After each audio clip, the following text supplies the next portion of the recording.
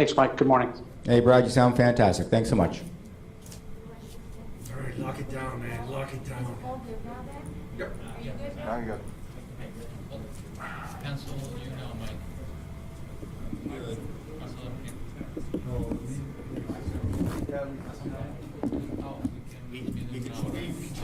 Sorry. The last lady was so far from the mic. Yeah. I'll just That's.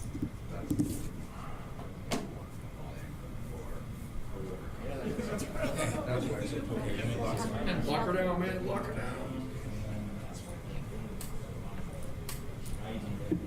Nobody gets in. It's all great.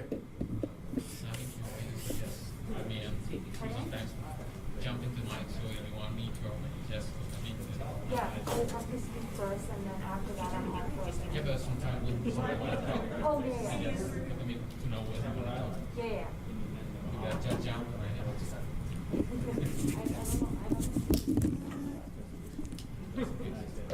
I think part of it is if sometimes Brad throws to somebody who's not here. Yeah. And so that's all. That's why Got it. Phil likes to see, so he can see who's going to answer, etc. Just remove the That's all. Yeah, I must. see them all the Oh, got it. Okay. I might be doing that today. I don't know, because Brad is.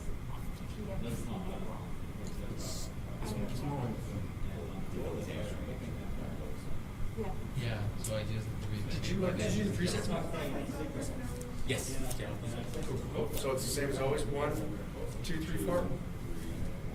Is he 2? Okay, so it's 2, 3, 4. Yeah, just numerical order. Yeah, no worries. I think Julio.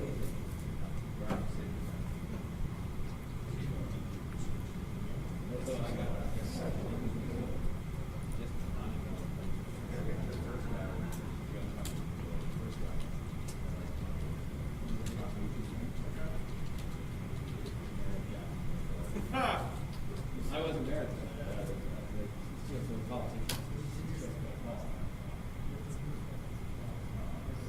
Yep.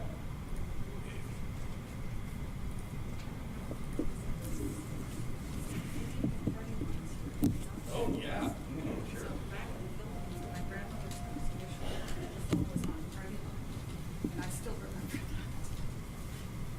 We had it at our cottage until I well remember. It's not that long. Not that long.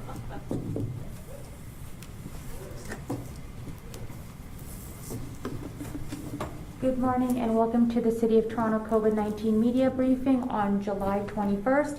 First up, we have Mayor Tory. Go ahead, Mayor. Well, good morning, and thank you, Levin. I'm proud to say that we now have more than 4.15 million vaccine doses that have been administered in the City of Toronto. We just announced that over 65% of adults are fully vaccinated, meaning 2 doses, and very soon more than 80% of adults will have had at least their first shot. Thanks to Team Toronto, who have been on the ground every single day working hard to get shots in arms, we are making amazing progress in our efforts to get people vaccinated as soon as possible. But as I've said in the past, these are moments worthy to mark, but there is much more work to be done. We will not stop until every single resident in Toronto who wants their vaccine gets their vaccine, and we continue to work hard with those who are hesitant or who have access issues so as to make it comfortable and more accessible for them to get vaccinated. I encourage people to book their dose if they haven't yet. I encourage those who are fully vaccinated to seek out friends and relatives and co-workers and others who aren't vaccinated and help them to get vaccinated. We continue to have available appointments at city-run clinics, so if you need to book your first or second dose, you can do that right away. And it's very important to note for those who may have booked their first or second appointments for later on in the summer or the fall, please consider moving your appointment up to an earlier date because you can. There are now appointments available thanks to increased supply, and you can do so with relative ease. And of course, for those who do not or cannot or do not wish to book an appointment in advance, you can, as of now, walk into any of the following 4 sites on a walk-in basis: the Metro Toronto Convention Centre, the Cloverdale Mall, the Toronto Congress Centre, and the Hangar, and you can get your vaccine on a walk-in basis within a very short period of time. These walk-in appointments will continue to be available between 12 noon and 7 p.m. Starting tomorrow, all 9 city-run immunization clinics, including the 4 I mentioned, will be offering these walk-in opportunities. The ones that will be added are the Scarborough Town Centre, the Mitchell Field, the Malvern Community Recreation Centre, the Carmen Stefano Community Centre, and the North Toronto Memorial Community Centre. They will all be open for walk-in vaccinations effective tomorrow. This is great news, and it will help more people to get vaccinated. The hours will be the same from noon until 7 p.m. And so I encourage those who want to take advantage of these walk-in opportunities to come as early as they can and to consider booking their vaccines if they wish to do so as soon as possible. I'm very happy to report today on the success of the Team Toronto homestretch vaccination push. This push focused on the York, Etobicoke, Rexdale area of the city so as to remove barriers to vaccination and to help with access for local residents and increase vaccine uptake generally. Pop-up clinics were set up in convenient locations across 6 priority neighborhoods, experiencing some of the lowest rates of vaccine uptake, certainly well lower than the city overall average. As previously mentioned, I had the opportunity to visit a couple of these clinics with Councillor Joe Cressy and saw firsthand the turnout and the overall positive response to these vaccine efforts from the community. In the last 2 weeks, 41 clinics were held and close to 12,000 people were vaccinated, with a 35% increase from just the week prior. 17% of all doses administered were first doses, and that is much higher than the citywide average of first doses, which is much lower nowadays. And we had a number of clinics that had over 30% first doses. So those are people we really had to reach because they hadn't been vaccinated yet at all. It shows the difference that we can make when we all work together and focus on people who have not yet been vaccinated and give them an easier and more accessible opportunity to get their shot. These are great results, and it was clear that this targeted approach works. I want to thank everyone involved for making this push, this initial push, such a success. But the low vaccine uptake isn't just limited to York, Rexdale, and Etobicoke neighborhoods. This is something we knew we wanted to do and had to do in other parts of the city. And so we are moving ahead to our next targeted area with a focus on North York, where vaccination rates have also been relatively lower than the city average. As I mentioned, we have on a citywide basis almost 80% of residents with their first dose and over 65% who've received both doses on a citywide basis. This compares favorably to any big city in Canada and in fact to many cities across the globe. It's good, but we're not done yet. We simply have to keep working to bring those numbers up. And that is why we've launched Vax the North, and that is something that's going to increase vaccine uptake in the North York area, particularly within the 18 to 45 age group, which currently is experiencing the biggest lag in this area. This special all-weekend vaccination clinic will take place at Mellaspin Square on Saturday and Sunday. The campaign will focus on the following North York postal codes: M2J, M2N, M2M, M2R, and M3A. But all Toronto residents 12 years old and up are welcome. In these targeted areas, the vaccination rates for 12 plus first dose is 60 to 64% and second dose 48 to 53%. Again, compare that to close to 80% for first dose across the city and 65% for second dose, and you can see why we have targeted these areas, because the vaccination rates for first and second dose lag considerably behind the rest of the city. With the aim of vaccinating thousands of local residents, walk-ins for both first and second doses will be welcome at the Vax the North Clinic at Mellaspin Square. This 2-day pop-up clinic will run daily from 8:30 a.m. to 10:30 p.m. and will feature live on-site music and entertainment, free food and beverages, as well as a number of promotional giveaways for first dose vaccines, including TFC jerseys courtesy of Maple Leaf Sports and Entertainment. Additionally, our beloved Maple Leaf Sports and Entertainment mascots, Raptor and Carlton the Bear, will be stopping by Mellaspin Square to say hello on Saturday morning. To spread the word and get as many local residents out as possible to this event, extensive outreach by the city's vaccine engagement team, community ambassadors, and numerous Team Toronto community members and agency partners is taking place this week in conjunction with the city's ongoing VaxTO campaign. Our campaign has been providing support through more than 50,000 geographically targeted telephone voice broadcasts in languages including English, Korean, Farsi, and Mandarin, as well as digital advertising, all in hopes of ensuring that the information people need to get to know when and where these clinics are will be available to those who need it. The location is convenient for many. It's on the subway line, and it's in a high-traffic area. I encourage all residents who have yet to get their first or second vaccine dose to come out and do so this weekend at Vax the North at Mel Lastman Square on Saturday and Sunday. We saw the results with the home stretch push in the Etobicoke, York, Rexdale area of the city, and we're hopeful that the same can happen with vaccine uptake in North York. I want to thank all of our partners who've made the Vax the North campaign at Mel Lastman Square possible, including Toronto Public Health, North York General Hospital, Team Toronto Hospital Partners, the Women's College Hospital, the North York Toronto Health Partners, Maple Leaf Sports and Entertainment, and a wide variety of local community organizations. This weekend-long micro-targeted vaccine push will help us increase vaccine uptake in a part of the city with lower vaccination rates, and I'm confident that initiatives like this will help us to get further ahead in our efforts to get more people vaccinated. We have heard over and over again from our public health experts that continued reopening, continued return to normal, continued back to school and back to work efforts all depend on even higher levels of vaccination. Even with our fantastic numbers so far in the City of Toronto, and I extend my heartfelt thanks to all the people that have made the effort to go and get vaccinated, we still have more to do. And so we'll just do it together. On that note, I'd like to ask Dr. Davila to provide an update on our efforts to fight COVID-19. Thank you, Mayor Tory, and good morning.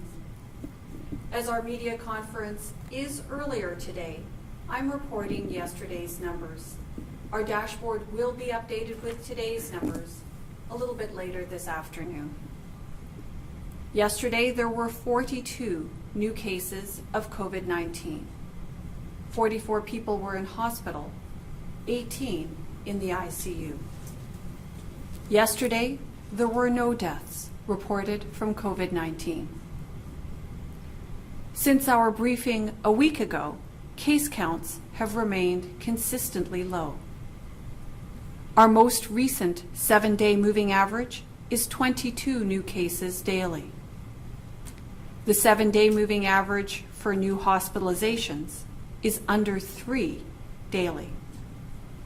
It is enormously satisfying to be able to report figures like these to you. It reflects the willingness of the people of Toronto to be vaccinated. It reflects the protectiveness of the vaccines people are embracing and of efforts like the home stretch, which, as the Mayor just mentioned, is making it easier for people to get vaccinated and then enjoy the same sense of relief and protection that so many are already feeling. We're well on the way to seeing 2 million Torontonians fully vaccinated. There are still some gaps to close in certain age groups, but they too are moving in the right direction, and all in excess of 70% partly or fully vaccinated. Yesterday, Ontario's Chief Medical Officer of Health said he'd like to see Ontario's vaccination rate reach 90%. There's no question. The higher the vaccination rate, the safer we will all be. I think that one of the most important things we can do is talk to each other. If you're vaccinated, say so. If you're talking to someone who hasn't done it, please encourage them. Tell them about your experience. Tell them if you had side effects or if you didn't. Most importantly, tell them how it feels in the days and weeks after to live life knowing you've got the best protection possible. Over the coming weeks, you will see an expansion of the pop-up clinics and mobile vaccination approaches that experience has shown us works so well. Additionally, people can increasingly get vaccinated by their primary care providers and at local pharmacies. COVID-19 is surging again in many other places in the world and spreading unchecked in many more. But Toronto is in a unique and frankly enviable position compared to many other places. We're able to talk more about what we can do than what we can't. And there is no better way to secure these gains than by being vaccinated and by reaching a high level of vaccination in all age groups for everyone who lives in Toronto.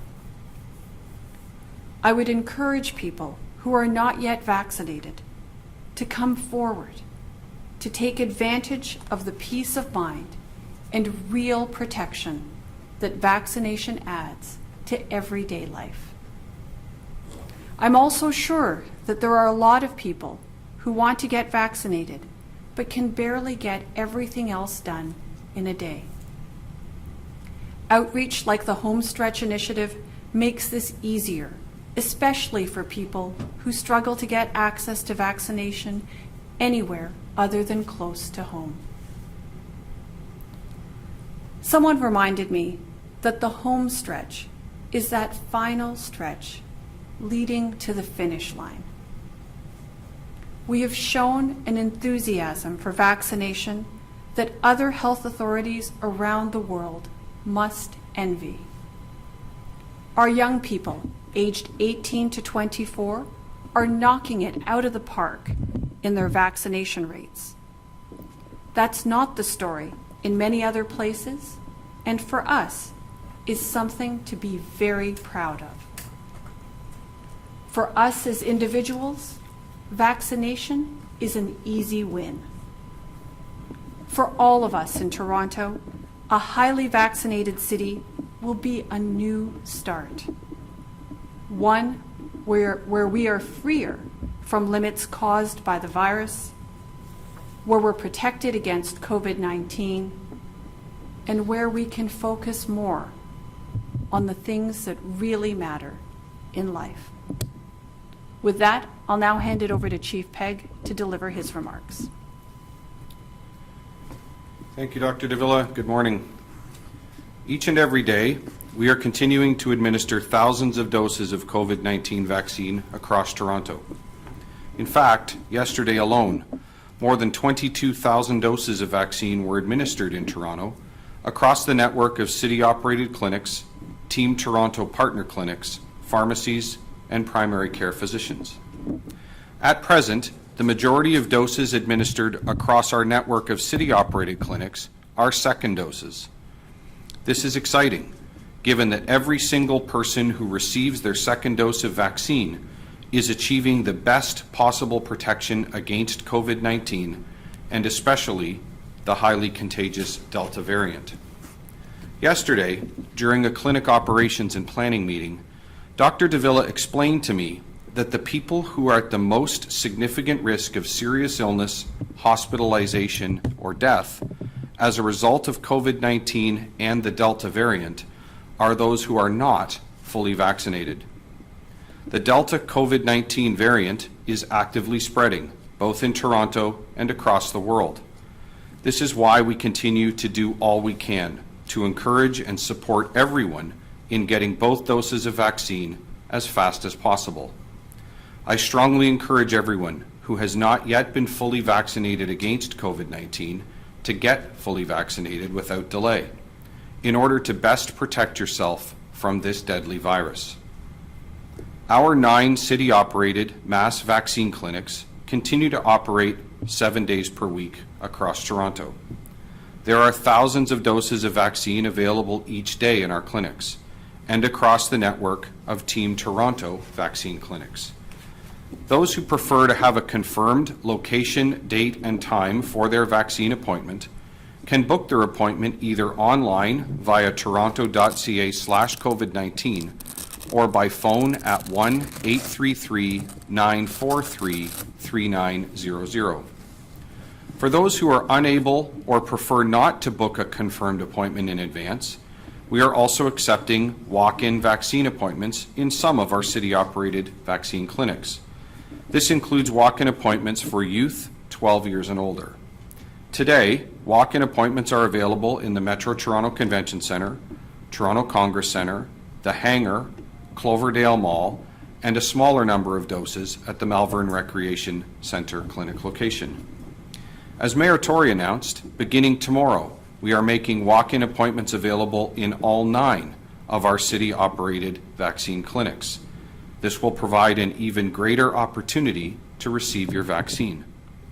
Walk-in vaccine appointments are available between 12 noon and 7 p.m. daily for both first dose and second dose appointments. On average, we are vaccinating approximately 6,300 walk-in clients each week.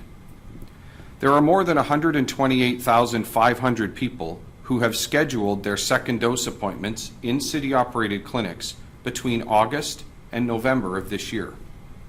I strongly encourage everyone who has one of these second dose appointments to either go online or to call the provincial call center in order to reschedule your second dose appointment to as soon as you are eligible to receive your second dose.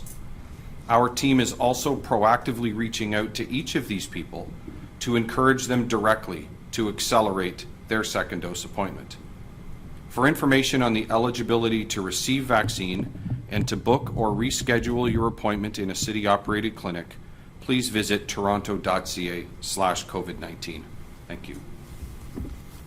Thank you, Mayor Tory, Dr. Davila, and Chief Pegg. We will now open up the floor to questions. As a reminder, it's one question, one follow-up, and you no longer need to unmute yourself. We will do that for you. So first up, we have Brian Passafume from the Toronto Sun. Go ahead, Brian. Good morning, everybody. I just want to ask the mayor about the situation that happened yesterday and what's unfolding today at Lamport.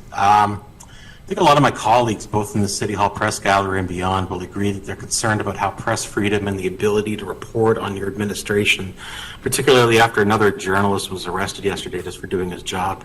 This morning, Jennifer Pagliaro at the Star reported that Star photographer who was allowed access to the encampment as part of the city's pool coverage isn't confident he'll be allowed to stay and has been told by corporate security that he shouldn't expect to be permitted to stay.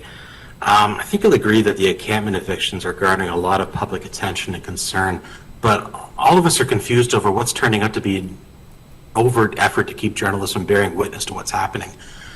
Your defense of these situations has always been that you don't dictate how the police do their jobs, Mr. Mayor, but I really don't think that cuts it anymore. You were elected mayor, the buck pretty much stops at you here.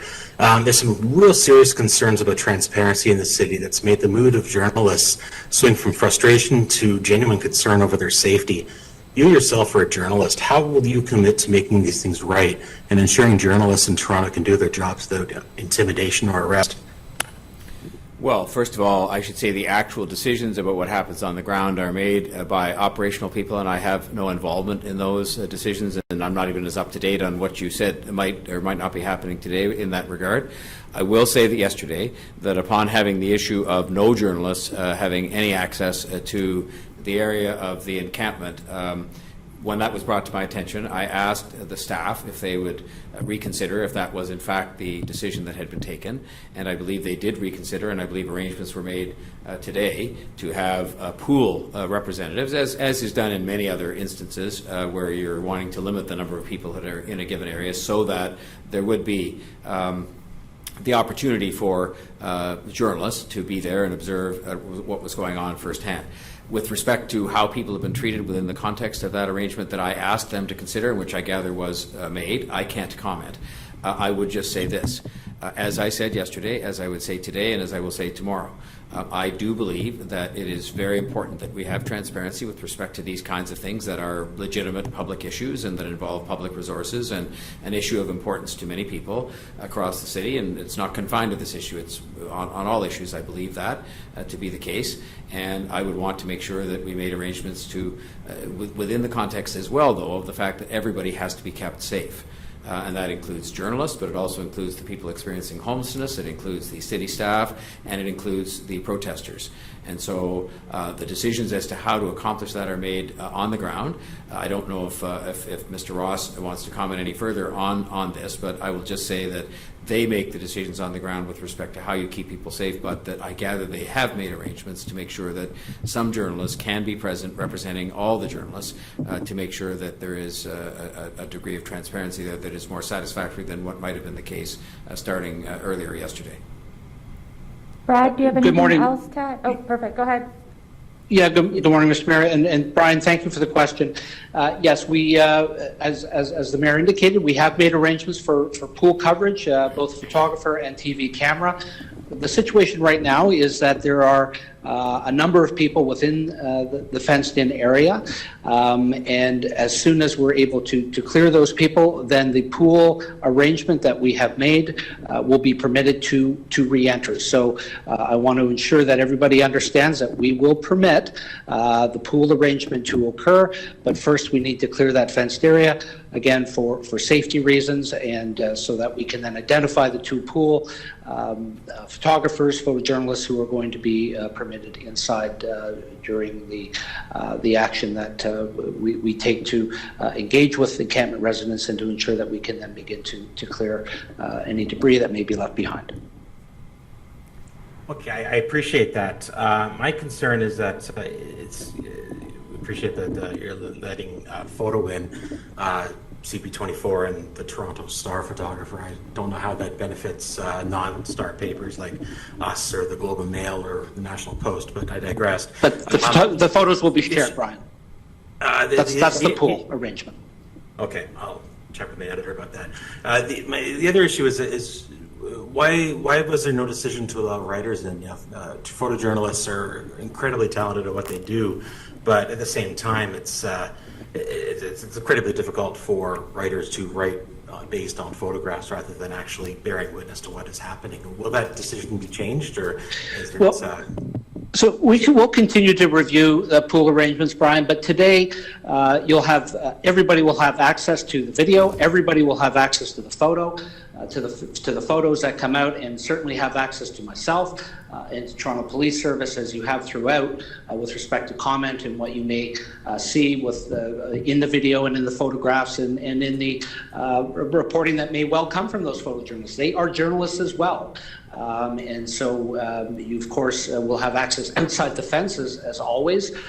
So if you have questions coming out of the pool coverage, then we're happy to answer those.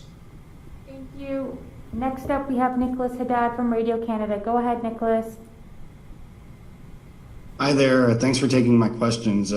These questions are going to be for Mayor Tory, and I'm sure, Brad, if you want to add some input, we're happy to hear it. I'd just like some clarity with regards to what the next steps are for the residents or for the people experiencing homelessness who are currently staying at Lamport Stadium. I'd just like to know what the city imagines the next steps are for those people, and if that includes finding them shelter spaces. I'd love to get some numbers as to how many spaces are in fact available right now for them. Well, I'll start off, and then Brad or somebody from Shelter and Housing can pick up as they wish. All the way through. The one thing that I have known as we have just monitored the general situation with respect to shelter and supportive housing and other hotel accommodation, I do get very regular reports on the number of spaces that are available. And contrary to what is suggested in some quarters, there has always been more than enough, well more than enough vacancy in different places with different kinds of housing to accommodate well more than the number of people that are in any particular encampment that we're attempting to persuade people to come indoors to proper indoor housing. And so that was the case yesterday and today, and I'm confident it will be the case tomorrow, tomorrow meaning simply any other day going forward, because we've always been conscious of the fact that, and I think the more important point in a way is, we have been making a continuous effort every single day to get people to come in on a voluntary basis. We have made 20,000 visits to people resident in the encampments over the last few months to talk to them day after day about coming into different forms. We've taken people on tours of the housing accommodation that's available.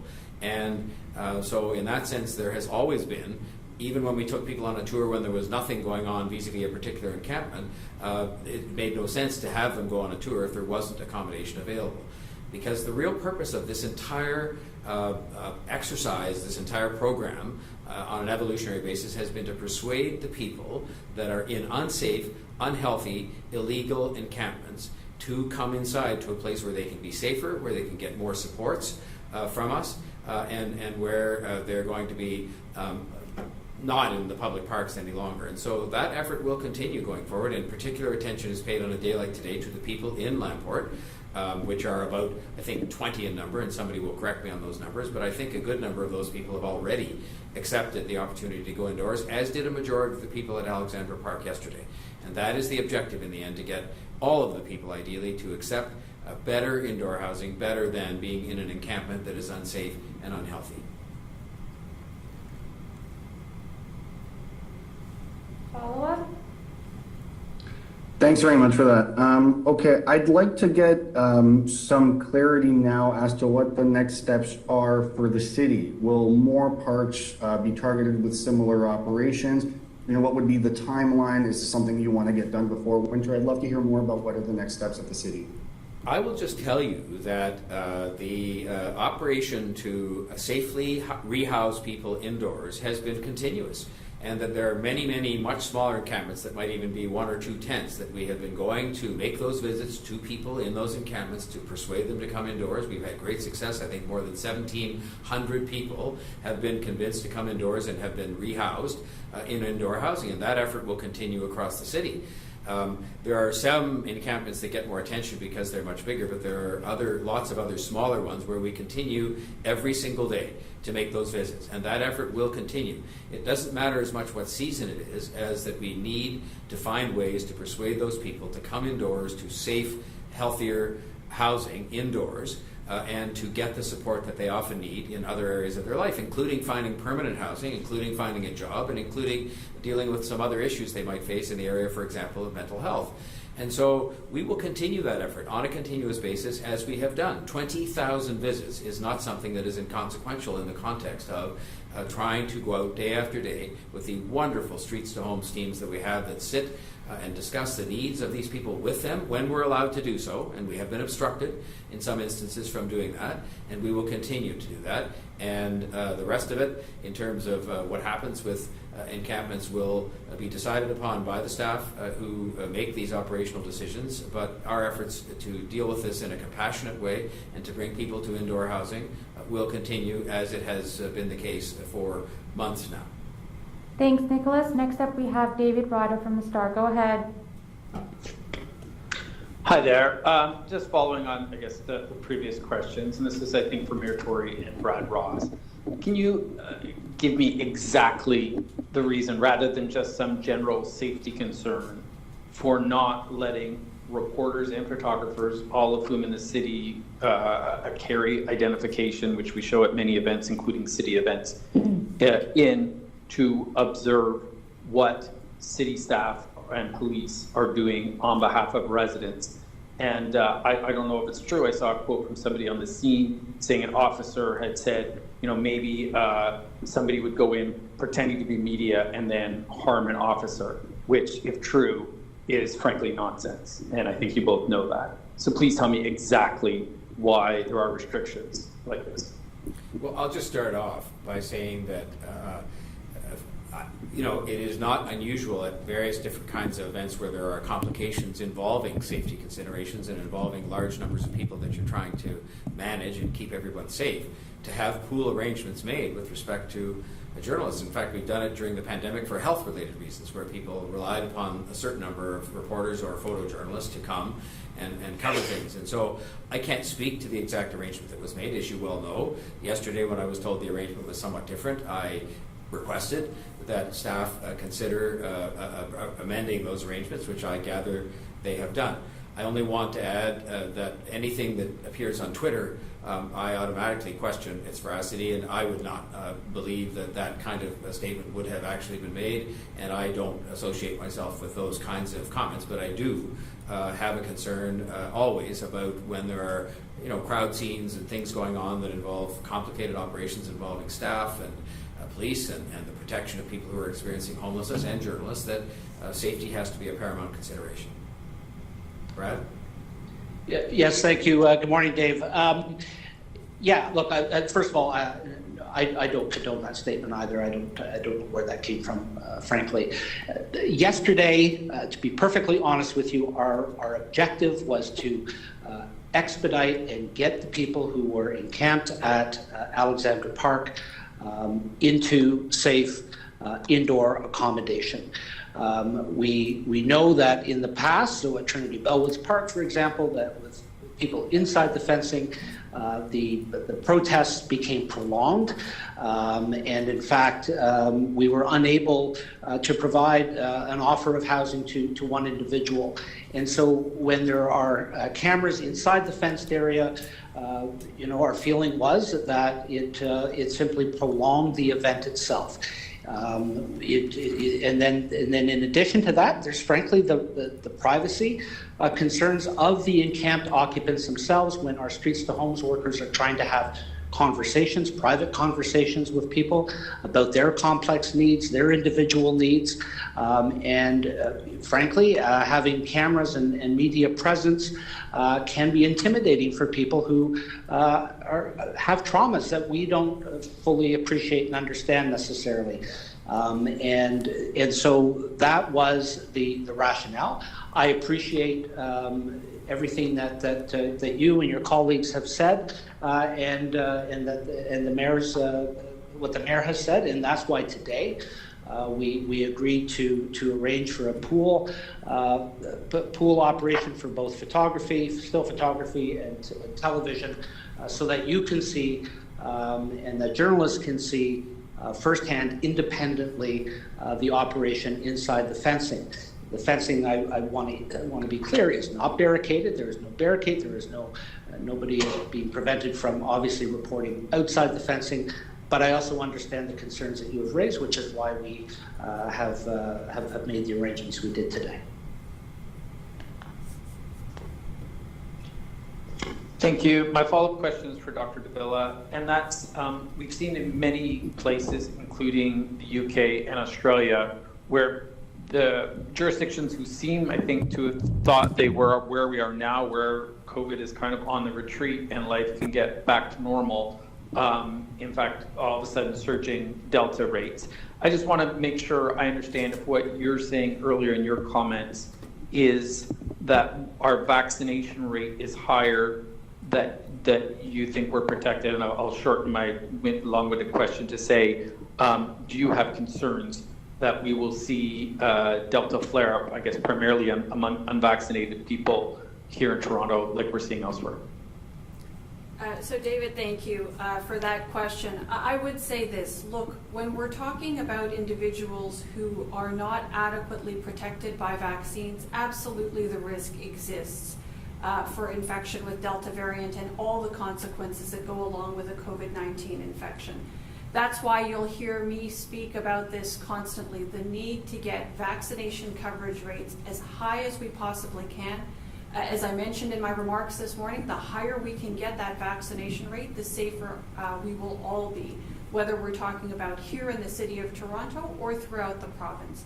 No question, the protective benefits of vaccine are something that we really want to see as high as possible across our entire population. And of course, still a little extra caution, recognizing that there is Delta variant here in Ontario, here in Toronto, and so where possible, making sure that we're continuing to be vigilant around practicing public health measures and ensure that, of course, if you're sick, to stay home, to get yourself tested appropriately. It's these kinds of measures combined with vaccine that will see us to the other side of this as soon as possible. Thanks.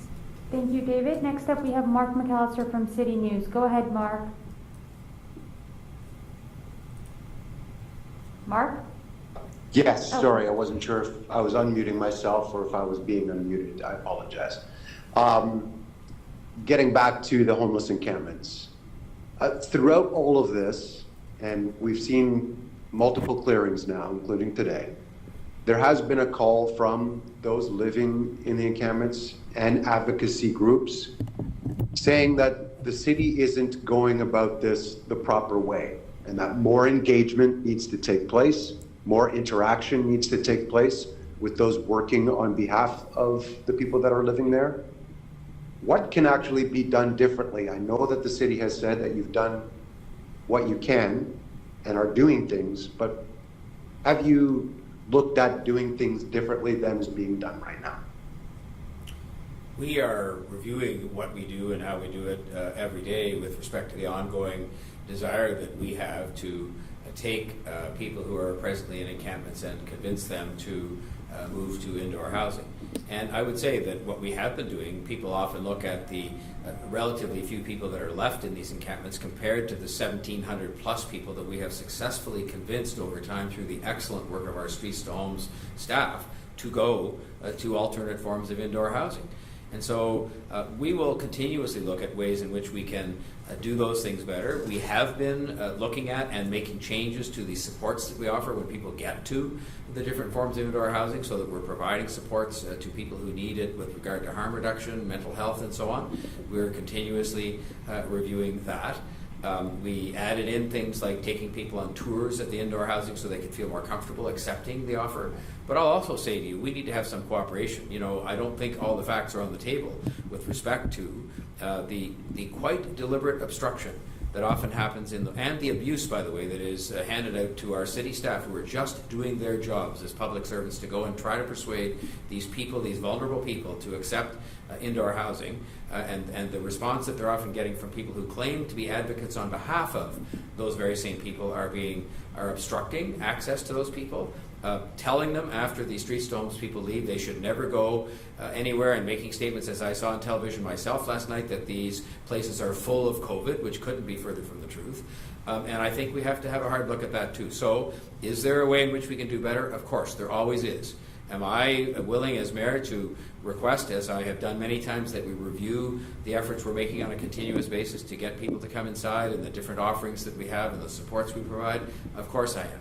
But in the end, there are some people who, whether of their own volition or because they've been persuaded to do so, just say they're going to remain indefinitely in public parks, and that is not safe, it is not healthy, and it's not legal. And we cannot have public parks that are, in effect, occupied to the point where, say, in the case of Alexandra Park, we couldn't even use that park for camps for children who need those camps.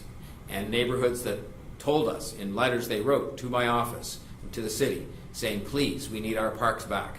And we have to, at some point in time, say we've tried and we've tried and tried 20,000 visits, and now we have to take some other steps to make sure that people are moved to that indoor housing and no longer remain in the public parks. And as a follow-up to that, you said deliberate obstruction and abuse is what the Streets to Homes staff are facing, and others. You also mentioned that they've been kept from actually engaging with some of the people in those encampments. Can you expand on that and explain exactly what is happening? Well, I'll say, first of all, that some of the city staff, and these are public servants who are doing their jobs, and they're very compassionate, professional people who are accustomed to working with people experiencing homelessness and understand some of the issues they're facing, and are trying to engage in the very delicate task of convincing those people to come from the encampments to different offerings of indoor housing. And they have been followed home. They have been harassed at their homes. They face all kinds of verbal abuse, the likes of which most people would never be expected to put up with in their jobs, from, frankly, the protesters. And in some cases, they have been literally obstructed from talking to the people experiencing homelessness because they have decided, the protesters have, that they know better than anything a Streets to Homes worker might say to those people. And I find that to be something that is puzzling at the very least, and I can't really say I find it acceptable, because these are just hardworking public servants trying to do their job, and they're trying to do it in a way that hopefully will really help the people experiencing homelessness by putting them in a place where they can get more supports, but also help to reestablish the principle that public parks are not places people can legally, safely, or in a healthy way live, and that everybody is entitled to the use of those parks, including neighborhoods like Alexandra Park, which were pleading with us to make sure that their kids could have opportunities to have summer programs and so on, which they couldn't do. So that's what's been going on, and it hopefully, I'll just say one more thing. Compare the experience yesterday, where what you had was the Streets to Homes workers relatively unobstructed in going to do their work at talking to the individual people experiencing homelessness and offering indoor housing for them, the majority of which offers were accepted, without any interference from protesters, to today, where you have many, many more protesters, which necessitates the presence of more police officers in order to make sure that the protesters, the journalists, the people experiencing homelessness, and the city staff, in no order, can be kept safe, because it just creates an element that can lead to less than safe conditions. And so I would just say that we're trying our very best to do this in a way that I've described many times as compassionate, but also firm in the sense that we must find safer, more healthy, legal indoor accommodations for people who have many needs for support in their lives, provide those supports, and do it in a way that preserves everyone's safety. And that is what we're trying to do, and some people decide that they will make that task more difficult for us, as opposed to trying to exercise their right to protest, but at the same time cooperate with something that is an entirely legal extension to the efforts that we've been making to rehouse people. Thank you, Mark. And next up we have Annie Bergeron Oliver from CTV. Go ahead. Hi, thank you very much for taking my question. This is for Mayor Tory as well as Dr. Davila. Many businesses want to advertise that their staff are fully vaccinated, and some are even asking patrons to be as well. The result, though, seems to be a very strong backlash, especially online. One website, The Safe To Do, advertising businesses with fully vaccinated staff even had to be pulled down because the backlash was so severe. I'm wondering, what advice do you have for these businesses? I would only say, to start off with, because this is more of a question that's into the realm of, I'll call it politics, small p politics, as opposed to health, that this is an issue that I can just tell from all the commentary I'm hearing out there is something that is in need of some greater guidance for those businesses, and maybe in need of even businesses sitting together to discuss this, because the chances of there being very negative, divisive instances that happen, or incidents that happen inside businesses, and even to the point of disrupting what we want by way of a kind of an orderly, robust recovery for people, so people can get back to work and can go back to earning a living and living a normal life, is something that is that certainly could be placed in jeopardy. I mean, it's one of the reasons why, and why I thought that making easily available to people some proof that they've been vaccinated, and I simply meant the kind of receipt that is actually now available to people and they can go online and get, was going to be important, just because people are going to be asked this question, whether it's asked as a result of deliberate policy, or it's asked in a conversational way, or it's asked because people are trying to get back into their own country pursuant to federal government policies. So I think we have some distance to go on this. I am talking to major employers next week, principally about the whole return to work question and when that's going to happen and how that's going to happen, and about the hybrid arrangements and things like that. It's more focused on return to work as a part of recovery. But I certainly will be asking them about their own policies and their own intentions in this regard, because I think the one thing we can't afford to have is an incredibly divisive situation happening inside workplaces, or even inside the city as a whole, that pits people against each other or causes any kind of disruption, at the same time as we have to be mindful of people's right to privacy. And so it's a very difficult issue, and I think ultimately there will be some guidance that will be asked for from governments through public health or otherwise.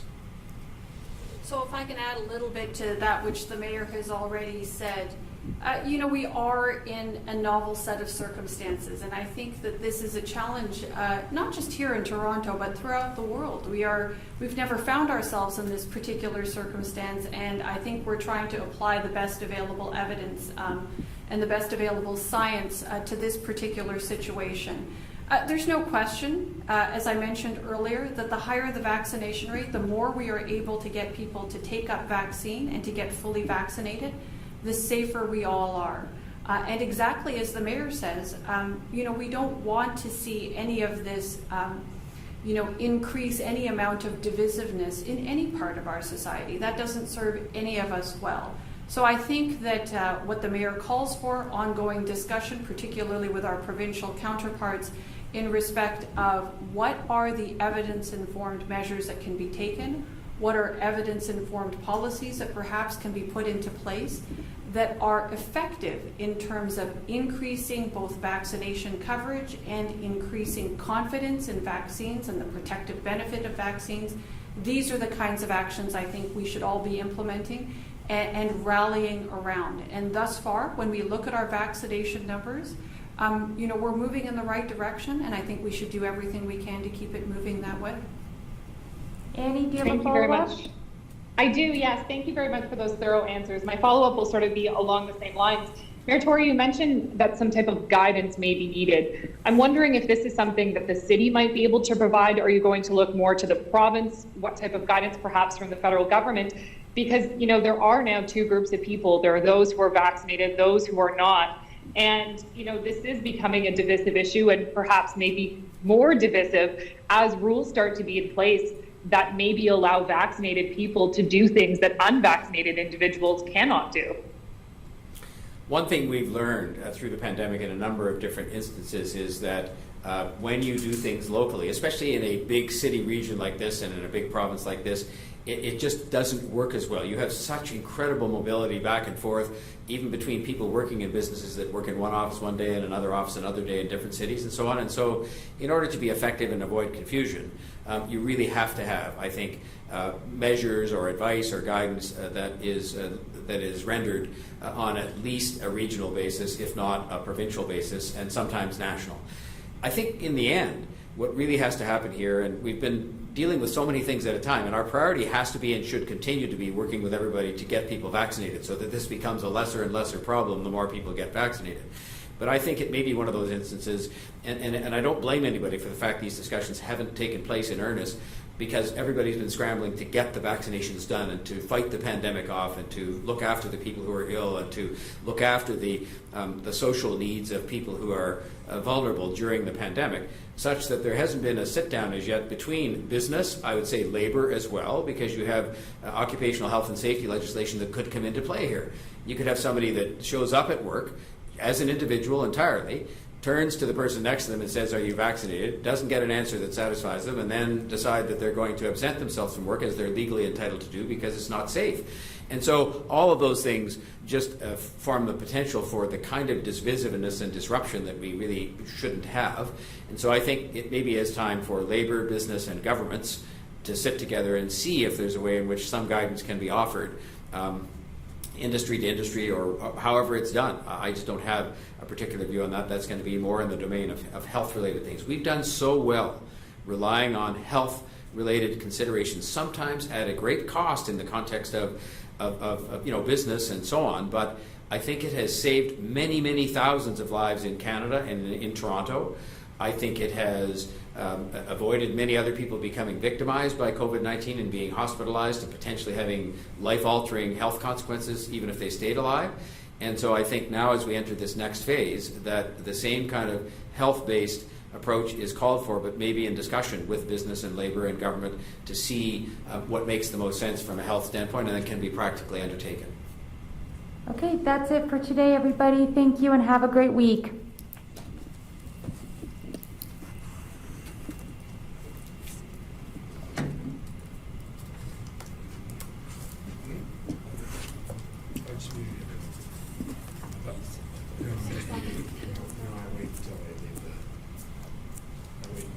Thanks, everybody. Great looking haircut, Mr. Mayor. Oh, hey, well. Had to happen. Hey, that's my answer exactly. It had to happen sooner or later. Thank you. Yeah. Thanks, everybody. At least it wasn't.